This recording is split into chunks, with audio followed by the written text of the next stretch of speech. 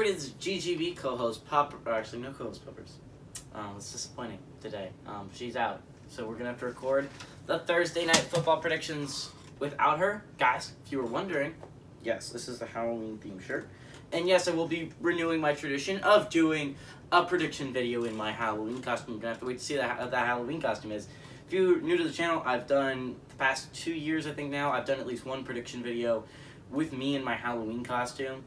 2 years ago I did the Grim Reaper, and then last year I did the Babyface Killer from Happy Death Day.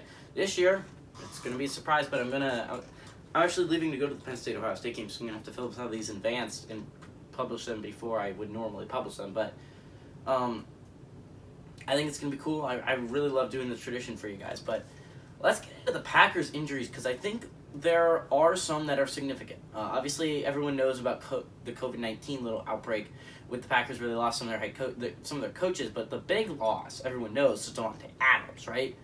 You lose Davante Adams for this game, who's questionable, I think. But honestly, I don't think you're going to get a positive COVID test in the next couple of days, which means you're likely without Davante Adams, not to mention Allen Lazard, who was your number 2 receiver, your number 2 guy to go to if you're Aaron Rodgers with Davante Adams on the field, right? He was the guy.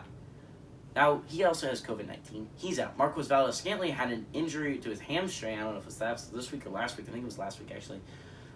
He's on IR until week 8, which I think is this week, but I don't think he's coming back this week. So that leaves you about 4 healthy active receivers on the roster, and I'm going to read you some of these names. Okay, everyone knows Randall Cobb. Randall Cobb, 2011, second-round pick out of Kentucky. He's been phenomenal with Aaron Rodgers, and obviously your go-to target of the wide receivers left. Obviously, everyone thinks a lot of Randall Cobb. Everyone knows he's a good player. But going down on this list, let's keep an idea. Equanimous St. Brown. This was a guy, a lot of people were, I don't know, it was on the edge of whether he was going to make the roster, with Davante Adams, Allen Lazard, Marquez Valdes-Scantling, Randall Cobb, and Amari Rodgers as this third-round draft pick. So he's ended up fighting his way back onto the roster, but he's going to be the number 2 receiver in this game, I guess, at least according to the depth chart. He was, if you don't know, he was a 2018 6th-round pick out of Notre Dame. Then you have, I guess, your number 3 option in 2021 3rd-round pick out of Clemson, Amari Rodgers. Now, Amari Rodgers just hasn't been super successful this year, but again, he's had some receivers like Allen Lazard and Marquez Valdes-Scantling, and obviously Randall Cobb ahead of him.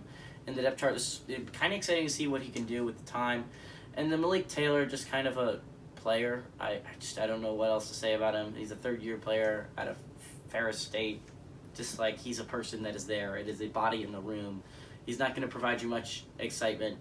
The real players to watch out for in this game, if you're Randall Cobb, obviously, if you're the Cards defense, you got to be focused on Randall Cobb. He's their biggest threat offensively. And then, obviously, Amari Rodgers, it'll be interesting to see what he can do.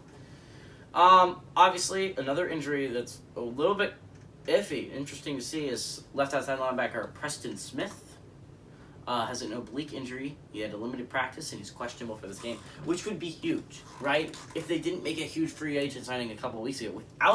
You look at the depth chart behind Preston Smith, if you do not include the guy they just signed, which is Whitney Mercilus, the 2012 first-round pick out of Illinois. Obviously, Whitney Mercilus has been phenomenal with the Houston Texans. He's been great during his time there. Just they're going through a rebuilding process right now. Don't really need a older, still really good player. And the fact is, Preston Smith is not able to go. Whitney Mercilus will fill in that role excellently well. He's still a phenomenal football player, even in his 9th year in the NFL. I don't honestly, if Preston Smith isn't able to go, I'm not all that worried about it, because Whitney Mercilus, I know he's still learning the system. That's a little bit to worry about there, but still a very good player. I don't have that much to worry about. The big question, though, is corner, right? Jair Alexander, everyone knows he's down with AC joint injury. Now, his expected return was this week, but I don't know if that's going to be hit. Kevin King has a shoulder injury and limited practice, questionable, which means if both these players aren't able to go, obviously you have Eric Stokes, who's been a good number 1 corner without Jair Alexander on the field, right? And even when Jair Alexander was on the field, he was like the number 2 corner with Kevin King off the field, right? So, I mean, like, Eric Stokes has stepped into his 2021 first-round draft pick. He's done a great job out of Georgia. Now, the big question is who's going to step into that number 2 role if Kevin King and Jair are both not able to go today. So that's either going to be probably Rasul Douglas, a 2017 3rd-round pick out of West Virginia, or Shannon Sullivan, a 5th-year player out of Georgia State. So, interesting. Keep in mind there that if Kevin King and Jair Alexander are not able to go, you best believe that Kyler Murray is going to be picking on one of those guys, especially with their receiving core. They have some the Cardinals have some interesting injuries. So let's talk into one of the least interesting ones. Their tight end 2, Daryl Daniels, has a hamstring injury, limited practice, questionable for go.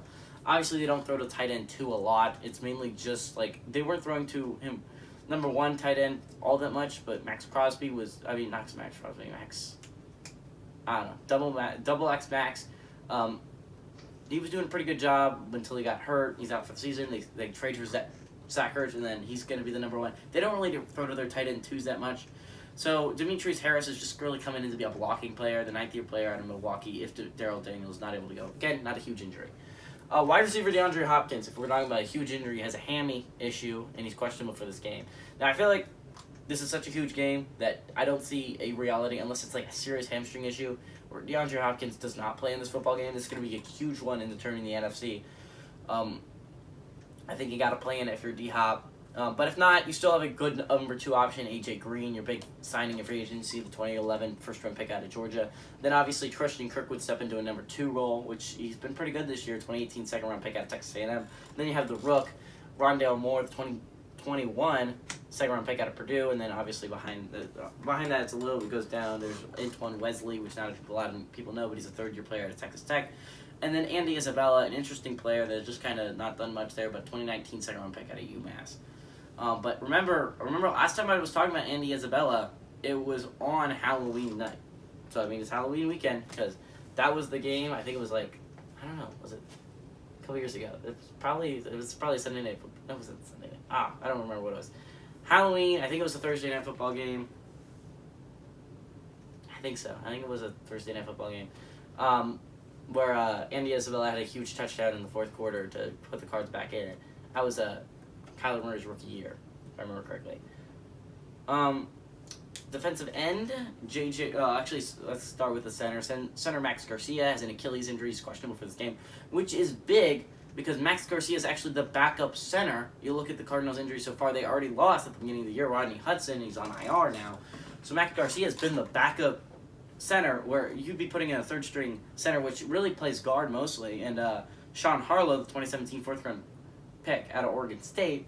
So it'll be interesting. That's definitely where I would attack if I'm the Packers, bring blitzes up the middle with that center, Obviously, huge injury news coming out this week. Defensive end J.J. Watt has a shoulder injury, slightly out for the season with that shoulder injury, which means Michael Dagba, the 2019 7th-round pick out of Temple, or Leki Fotu, the 2020 4th-round pick out of Utah. So, I mean, it's interesting to say the very least what they're going to do to replace J.J. Watt. Obviously, his pressure was huge, and you might be thinking about trying to get a trade from a bad team but that has a good pass rusher. Talking about maybe the Giants, if you don't think you can make the playoffs, Leonard Williams might be a good trade option, trying to get Leonard to come to Arizona. Trying to think of other older players on bad teams. Maybe if you can convince them, you could get Matthew Ioannidis from the Redskins, maybe Ryan Kerrigan from the Eagles, but it's just like I feel like you need to add someone before the trade deadline outside of Michael Dagba and Leki Fotu. It's not like J.J. Watt's just nursing an injury; he's gonna be back. You need someone. And then obviously the nose tackle issues, which is it's a really interesting thing because they only had 2 nose tackles on this team, which I guess is fine because they only play they play a 3-4 defense, which means they have 4 linebackers and they have 3 defensive linemen, and really linebackers blitz and stuff, so it works fine. It's like Chandler Jones is arguably their best pass rusher, and he's not even a defensive end or a defensive tackle. He's a linebacker. So I mean, again, it works for some teams. I personally do a little bit. I like my Saints defensive strategy, but I mean 3-4 defenses work a lot of different places. But the fact is, you have 2 defensive tackles normally. You normally only play 1 defensive tackle. Play defensive end, defensive tackle, right? But the fact is, they only have 2 nose tackles on their roster, and Rashard Lawrence, the 2020 4th-round pick out of LSU, has a calf injury, did not practice, and he's questionable in this game. And Corey Peters, 2010 3rd-round pick out of Kentucky, has a COVID-19 issue. He's likely going to be out.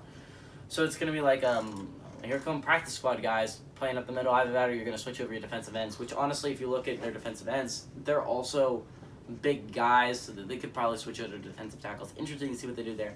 So what does GGB think about this Packers Cards game? I think it's a really interesting game. If you just look at it, just from a pure standpoint, you have Aaron Rodgers. Obviously, Aaron Rodgers versus Kyler Murray is really compelling. But you're going to likely be without some of the better Packers players on offense and one of the best wide receivers in the NFL, and DeAndre Hopkins. So it's going to be interesting to see what goes on there. I think it's going to be a real battle of the defenses. Again, most of these defenses have stayed relatively healthy. I understand the Cardinals' big loss in J.J. Watt, Packers' big loss in Zadarius Smith early in the year, and Jair Alexander, but relatively healthy. Only like 2 or 3 starters out for each team, which I understand. It seems like a lot in the grand scheme of things, but trust me, teams have had worse luck with injuries than both these teams. Again, J.J. Watt's the only one out for the year of all these injuries listed. I feel like you got to back the Cards, right? Cards favor with 6.5 points. They're having a tear right now, right? I understand Aaron Rodgers can single-handedly keep them in football games, but right now they're fighting an uphill battle with Devontae, Allen, and Marquez are all out, right?